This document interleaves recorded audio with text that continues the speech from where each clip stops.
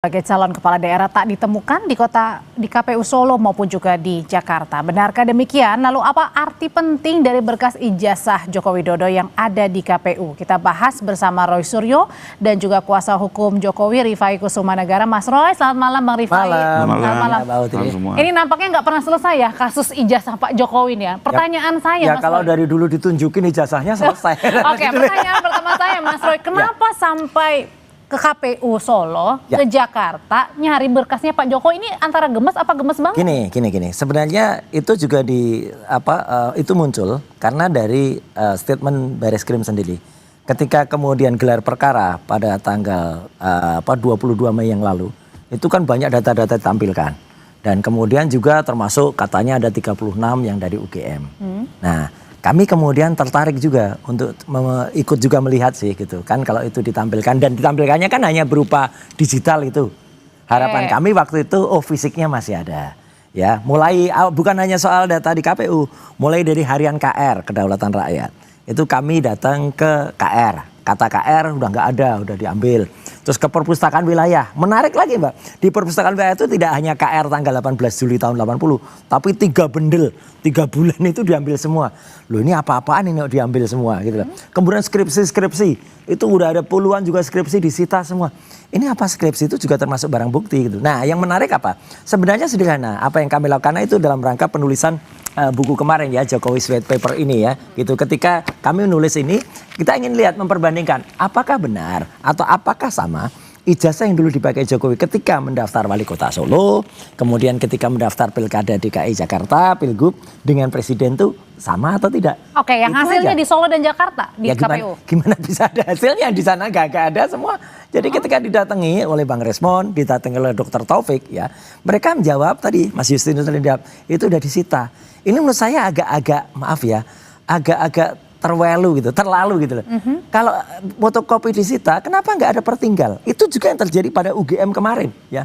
UGM kemarin dalam statementnya, dalam podcast yang 35 menit itu ya, 34 menit sekian itu, kan menjelaskan semua berkasnya diberikan semua, sampai nggak ada semua di UGM. Ini kan konyol gitu loh. Sama seperti halnya kalau nanti terjadi sesuatu. Mungkin biar nggak ada yang tercecer Mas Roy, biar dikumpulin semuanya. Nah, mestinya kampus itu punya pertinggalnya. Mestinya KPU itu juga punya salinannya. Apalagi itu kan cuma fotokopi. Apa sih salahnya memfotokopi? Tapi sebenarnya khusus yang UGM misalnya, itu kan juga dulu sebenarnya malah sudah benar.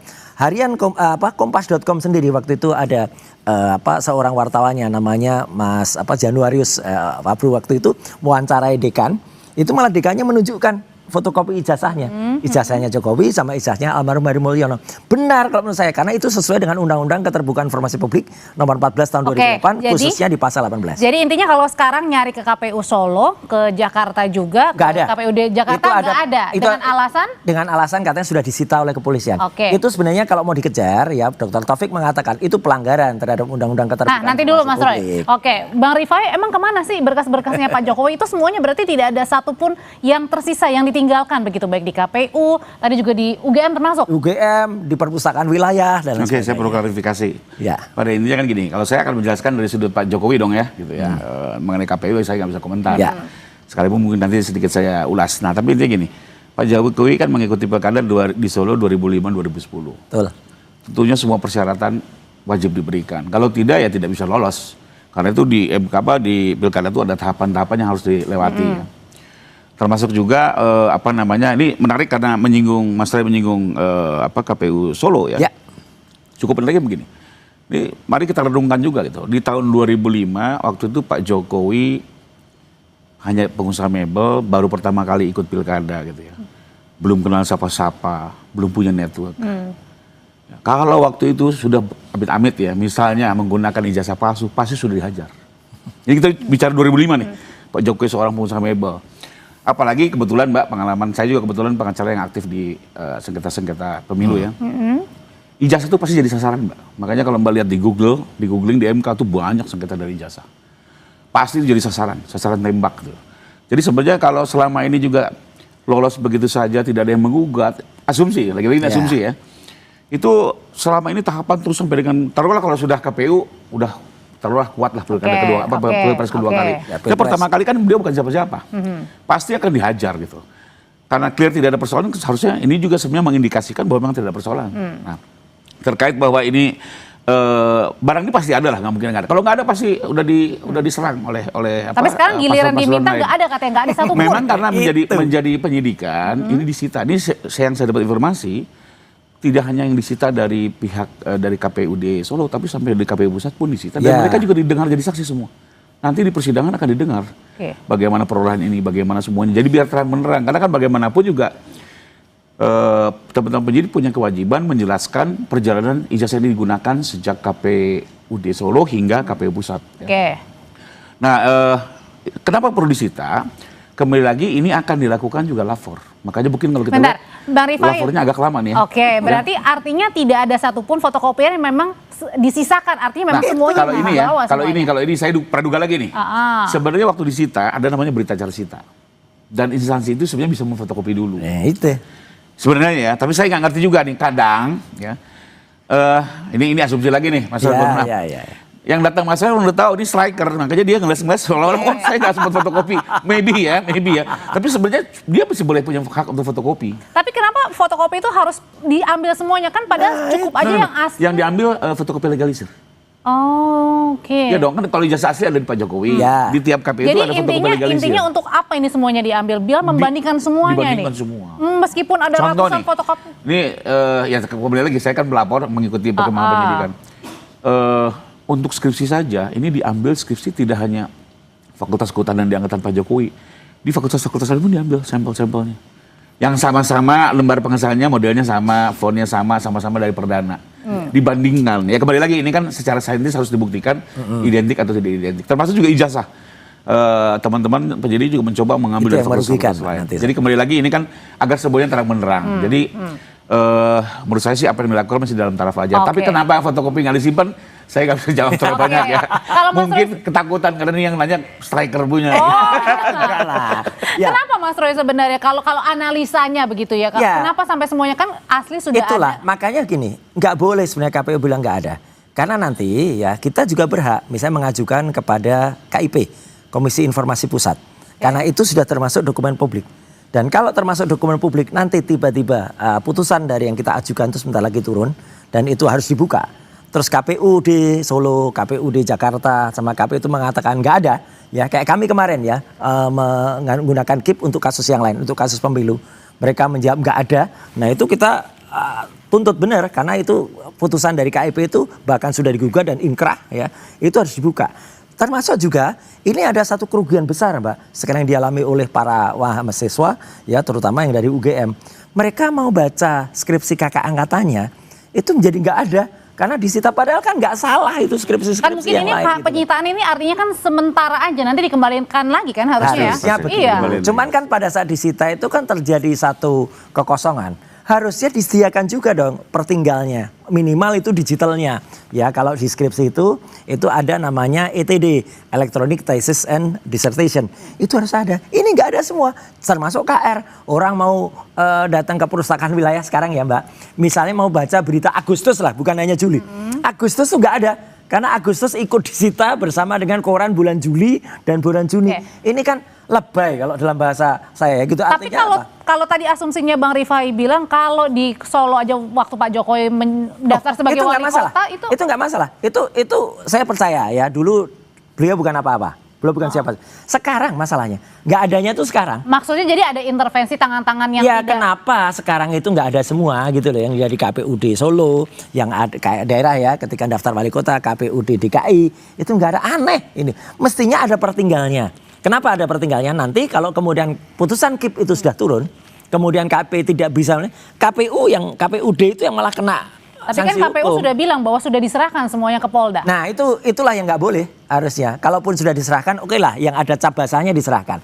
Tapi sebagai dokumen publik, sekali lagi ini dokumen publik ya, berdasarkan Undang-Undang KIP nomor 14 tahun 2008 dan khusus di pasal 18 ayat B, itu harus dibuka kepada publik dan siapapun yang lihat harus bisa termasuk kami misalnya atau termasuk mahasiswa UGM pengen baca deh skripsi-skripsi tadi Pak Rifai mengatakan juga malah nggak hanya kehutanan tapi fakultas-fakultas lain disita. Ini lebay gitu loh. Benar-benar menyulitkan nih orang ini gitu loh. Jadi kenapa nggak dari dulu nunjukin aja selesai kan? Nggak bikin orang repot Seluruh Indonesia kan repot berbulan-bulan ini. Bang Rifai, lagi-lagi nih ada aja yang dicari-cari begitu. Apakah ini sebenarnya kalau Bang Rifai lihat ini hanya mencari-cari begitu atau jangan-jangan ya memang ada Ya prosedurnya begitu. terus panjang begitu kasus ini? Ya, Ada saja dicari-cari. Saya pendapatnya seperti tadi. Memang Ya. idealnya fotokopinya tetap disimpan. Nah, setuju.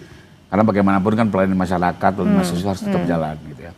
Tapi kembali lagi, kalau saya duga mereka khawatir ya, karena kembali lagi kan, ya saya juga memahami lah teman-teman dari TPU dan para ahli Dibilang mencoba lebay katanya tadi. mencari terus bahan, mencari terus celah, wajar itu ya, karena mereka juga harus mempersiapkan diri pembelaan andai kata ke persidangan. Termasuk untuk bahan buku berikutnya. Untuk kalau itu harus ada royaltinya kalau Jilid 2, jilid 3. kalau itu royaltinya harus berbagi itu. Nah, tapi intinya kalau saya lihat mungkin ini lebih kepada kekhawatirannya, takutnya nanti dicari lagi persoalannya. Ada lagi ya? Kembali lagi kalau saya lebih ke situ gitu ya. Ya kalau benar. Sekalipun saya sebenarnya terima kasih loh ya. Jadi contohnya kemarin kan di UGM dikejar. Sumitro kenapa berbeda? Ya. So dan Zoe. Kenapa Pak Kasmujo? Ya. Kenapa IPK gitu kan? Dengan Jadi semuanya dicari-cari nih. contohnya kayak Enggak dicari-cari, Pak. Enggak, sementara Dicari, kayak bukan dicari-cari. Sumetro dan Sumitro kan jujur aja kami nggak bisa jawab dong dari pihak Pak Jokowi. Itu kan harus kampus ya. Oke. SKS kami jawab yang kuliah Pak Jokowi gitu ya. Pak Kasmujo kami firm karena itu pembimbing buat kami gitu ya. Tapi kan kembali lagi harus dikonfirmasi pihak kampus dong. Kampus pun harus mencari gitu ya. Dan akhirnya ya kemarin mereka muncul, sudah ada dokumennya juga ya kami terima kasih juga. Paling enggak ada bahan untuk bisa didalami. Cuman sayangnya itu Pak Rifai, hanya ngomong-ngomong doang gitu loh. Nggak ada buktinya. Rektor loh, seorang Enggak, rektor loh sudah kalau ngomong. kembali lagi. Justru itu kenapa rektor tuh hanya ngomong doang, hanya naratif. Kan UGM tuh punya sumber data, punya sumber dana juga. Tampilkan dong. Puk, gitu. Wah. Kalau saya jawabannya udah ketahuan. Karena ini kelompok striker. Dimunculin, di foto diributin lagi gitu loh. Oke, nah gitu katanya Tapi Mas Roy. gini, Kalau memang ditampilin itu benar Pak Rifai, nggak ada ketakutan dong harus ditampilkan. Kayak Karena nanti Mabes Polri. dicari-cari lagi Loh, katanya. nggak dicari-cari.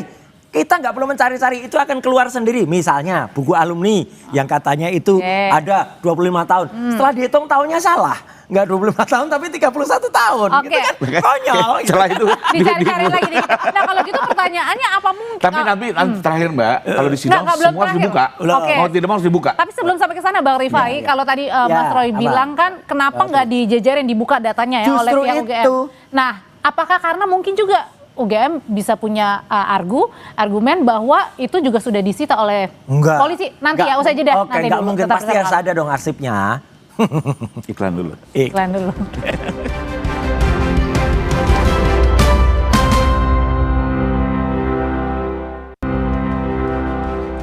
Dr. Tifa alias Tifauzia Tiasuma, salah satu terperiksa kasus ijazah Jokowi, mengaku terkejut saat mengetahui ijazah Joko Widodo sudah tidak ada lagi di Polda Metro Jaya. Pernyataan Tifa disampaikan usai ia menjalani pemeriksaan kasus tudingan ijazah palsu Jokowi di Polda Metro Jaya. Ia mengaku kaget saat mengetahui ijazah Jokowi sudah tidak ada lagi di Polda Metro Jaya, tapi sudah dikirim ke Mabes Polri untuk dianalisis forensik.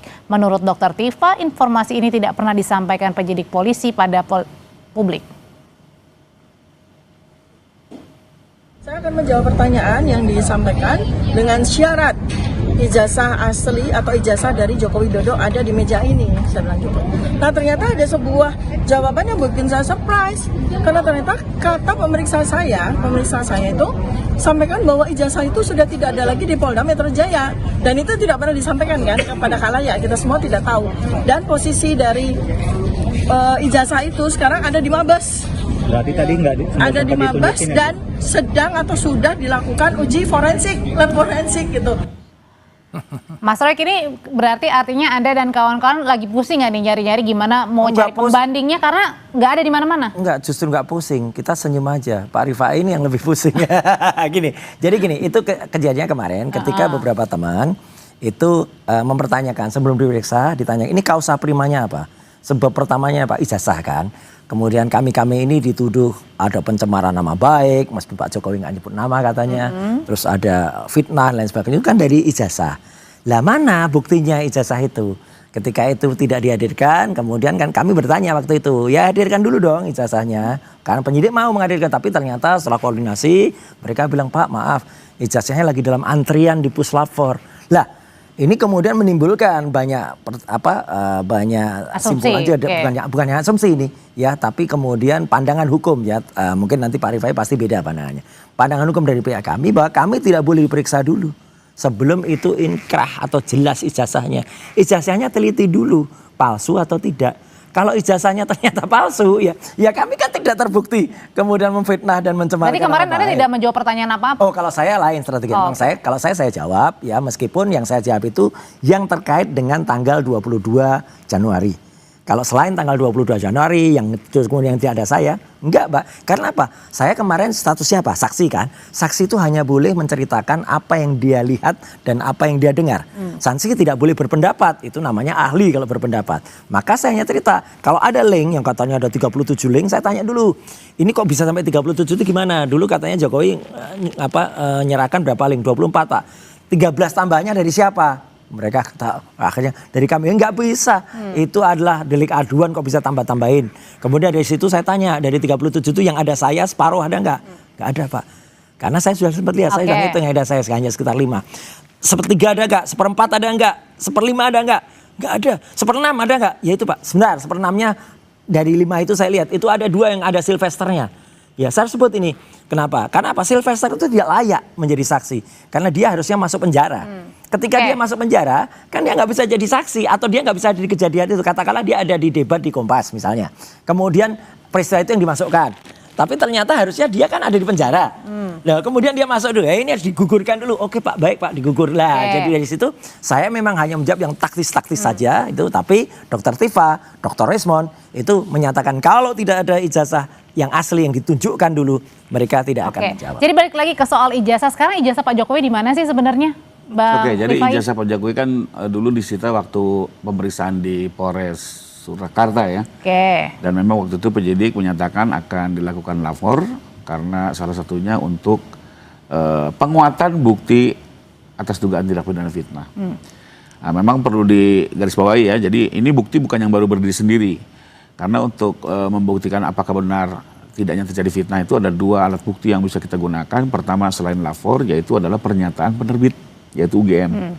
Pernyataan ini adalah yang pertama kali menjadi dasar, menjadi alat bukti dasar untuk bisa naik ke penyidikan. Nah, di penyidikan itu ada 2 tugas penyidik.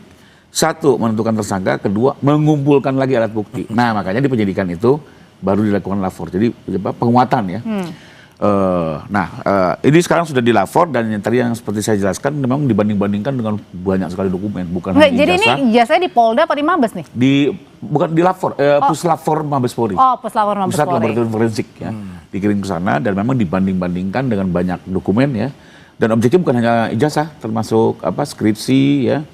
Dan semua dokumen-dokumen Termasuk administrasi pun juga. fotokopi yang tadi dilegalisir begitu? Tentunya. Itu akan di-compare semua, dilihat, karena kembali lagi kan ini kan harus dijelaskan. Bagaimanapun juga penyidik harus mempertanggungjawabkan ini kepada di muka hakim nantinya kan. Menjelaskan. Nah berarti tim Itu jaksa ya. masalahnya, Mbak. Nah berarti artinya juga Belum Saya mau- selesai kan? Belum saya- selesai saya- kok tiba-tiba kami udah dikejar. Saya Silakan. mau mengomentari kembali lagi untuk penyidikan ini lagi kan tugas penyidikan itu adalah mengumpulkan alat bukti. Jadi alat bukti ini dikumpulkan lagi. Nah, tapi kembali lagi soal ada beberapa terperiksa yang tidak ingin menunjukkan memberikan keterangan sebelum ijazah ditunjukkan.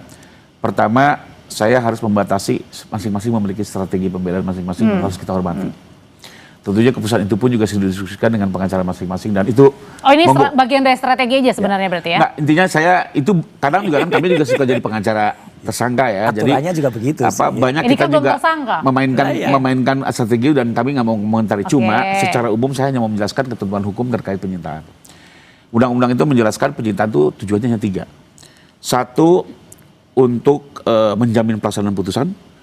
2, untuk mengamankan barang bukti agar tidak dihilangkan dan segala macamnya. Nah, itu. Yang 3, untuk membantu pembuktian. Ya, 3 ini. Nah, tidak ada memang ketentuan hukum yang menyatakan bahwa barang bukti ini harus ditujukan kepada saksi ataupun ini harus tersangka ya. Nggak ada. komentari Nah, dulu. yang dimaknai dengan membantu pembuktian apa? Yaitu membantu pembuktian kepada hakim agar hakim nanti teryakinkan. Inilah bedanya alat bukti sama barang bukti, Mbak. Kalau alat bukti itu untuk membangun sahnya sebuah persangkaan.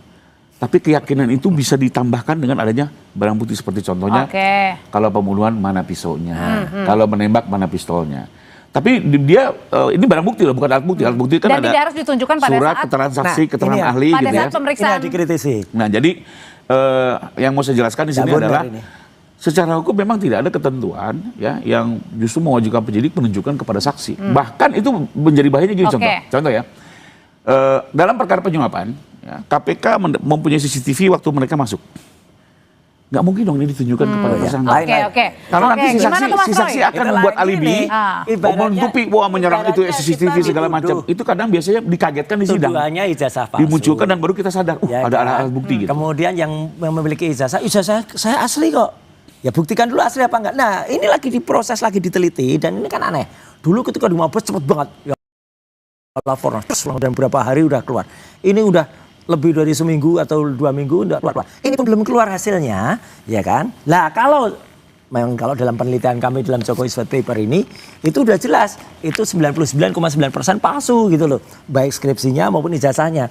Tiba-tiba yang di sini udah dikejar dulu, ayo kamu memfitnah pasti, kamu mencemarkan nama baik, bahkan kamu menghasut gitu loh. Tapi kan ininya belum jelas, ini kan aneh. Ibaratnya ya ujungnya belum muncul, hasilnya belum ada, simpulannya belum ada, ini udah diputuskan dulu. Jadi ini Jadi Anda nggak percaya sama polisi sama penyidik? Loh gini kan harus dipastikan dulu. Karena apa? Karena tolong baca juga hasil ilmiah kami. Karena gini, ya baik penyidik, bahkan UGM sendiri yang kemarin hanya omon-omon ya, tidak ada bukti pun yang ditampilkan. Itu kan padahal karena katanya semuanya sudah dikasih. itu yang aneh, nggak mungkin itu semua tidak ada. Pasti harus sepertinggalnya. Bahkan nanti ketika kami gugat dengan KIP, dengan Komisi Informasi Pusat ya, data itu harus muncul, data itu harus keluar. Kalau sampai data itu nggak ada, wah itu akan parah banget UGM ya. Demikian juga dengan instansi-instansi lain kayak perpustakaan wilayah, kemudian harian KR, kemudian mana lagi kok sampai datanya kemudian diserahkan semuanya begitu saja. Ini kan kerugian besar bagi masyarakat, kerugian besar bagi adik-adik mahasiswa nggak bisa belajar skripsi lagi dari kakak-kakak angkatannya, apalagi kemudian perpustakaannya dibongkar ya, nggak bisa lihat lagi. Tapi kan ini karena ada case-nya, special case karena lagi ada justru kasus penyelidikan case penyidikan. inilah, case orang yang nggak mau menunjukkan ijazahnya inilah yang kemudian membuat gaduh, membuat heboh seluruh Indonesia kan gitu. Nanti akan Kalau di pengadilan ditunjukin. Nanti kan jawabannya selalu gitu Pak Rifa itu, nanti pengadilan mas, jawabannya kan selalu gitu. Tapi kan sudah kejadian di Solo, di dulu ketika Gus Nur dan Bambang Tri, akhirnya pengadilan, sampai di pengadilan, sampai sidang dan sampai putusan itu hanya fotokopi. Ijazah yang terbukti itu hanya fotokopi. Jaksa ketika ditanya, mana ijazah aslinya? Kami diberikan oleh polisi hanya ini Pak. Kalau perkara itu saya nggak bisa komentar Iya, karena pelapornya bukan Pak Jokowi. Ya. Kalau ini saya pastikan Tapi artinya, semua akan dibuka. Dulu pernah Termasuk yang asli ya? Pasti Bu. Nah itu makanya kita tunggu. Tapi sembari Tapi kita itu di nunggu, pengadilan, berarti kan artinya harus ada penetapan tersangka dulu kan? Nah iya kalau Ya ini kalau bisa ini kan naik berkasnya. ini kalau bisa naik berkas. Ya, kemudian kita Kalau hormati enggak, ya. berarti Saya juga nanti nggak mau nggak pernah bersalah. ditunjuk Sekalipun gitu. saya tetap akan mendorong, akan melihat proses penyidikan ini dengan tetap ya kita ingin tetap hati-hati, profesional Harus dan hati-hati. komprehensif. Ya karena kami juga Pak Jokowi udah mana loh. Jangan sampai orang yang nggak bertanggung jawab malah diminta pertanggungjawaban, tapi juga jangan orang yang harus bertanggung jawab malah dilepaskan. Iya kan. Lebih baik melepaskan 1000 orang yang bersalah, tapi daripada menghukum orang yang tidak bersalah. Oke, berarti artinya balik Cuma lagi. saya mau komentarin sedikit. Jadi gini, ini proses hukum ya, yang lebih yang objektif adalah begini, Mbak. Memang polisi ini sekarang tugasnya adalah mengumpulkan semua alat bukti, termasuk barang bukti yang berkaitan dengan persangkaan. Oke. Nah, Banyak yang palsu soalnya. memang ini tidak mungkin ditujukan ke sini karena apa? Kalau ditunjukkan kan akhirnya terjadi perdebatan. Tapi diberi kesempatan ya pihak tersangka, bukan masalah loh, kita nggak tahu ya. Kalaupun ada nanti mungkin satu orang juga gitu ya. Ini juga dikasih kebebasan untuk membuktikan kepalsuan. Jadi nanti pas ke sidang itu jaksa membawa sejumlah bukti yang menunjukkan keaslian.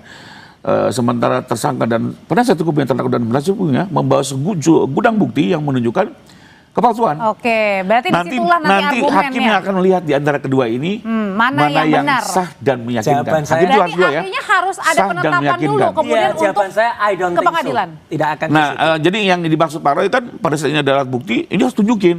Soalnya ini punya hak untuk menghakimi, menguji. Nggak bisa, memang ini separate. Sekarang aja nggak pernah mau Nanti yang akan ditunjukin menguji kok. ini justru hakim. Hakim Berarti di yang akan pengadilan Mas mendalami Roy, berarti gitu. harus Iya. harus ada Enggak lah, penetapan sekarang tersangka dulu. Ini kan klasikal ya. Sekarang tuh era terbuka ya.